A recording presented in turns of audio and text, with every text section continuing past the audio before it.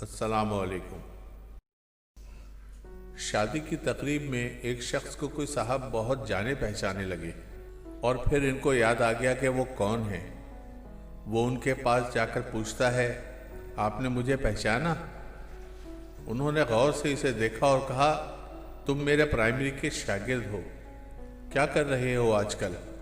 شاگرد نے جواب دیا، میں بھی آپ کی طرح اسکول ٹیچر ہوں اور ٹیچر بننے کی یہ خواہش مجھے آپ ہی کی وجہ سے پیدا ہوئی۔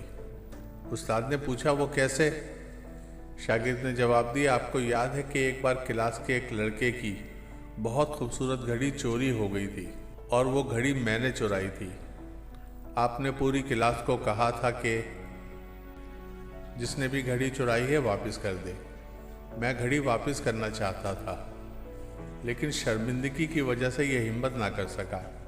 آپ نے پوری کلاس کو دیوار کی طرف منہ کر کے آنکھیں بند کر کے کھڑے ہونے کا حکم دیا اور سب کی جیبوں کی تلاشی لی اور میری جیب سے گھڑی نکال کر بھی ساری کلاس کی تلاشی کے بعد میرا نام لیے بغیر وہ گھڑی اس کے مالک کو دے دی اور مجھے کبھی بھی اس چوری پر شرمندہ نہ کیا۔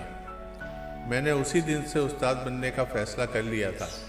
استاد نے کہا کہ کہانی کچھ یوں ہے کہ تلاشی کے دوران میں نے بھی اپنی آنکھیں بند کر لی تھیں اور مجھے بھی آج ہی پتہ چلا ہے کہ وہ گھڑی تم نے چورائی تھی۔ دوستو، اگر آپ کو ویڈیوز اچھی لگتی ہیں تو پلیز اس کو لائک، شیئر اور سبسکرائب کریں۔ شکریہ۔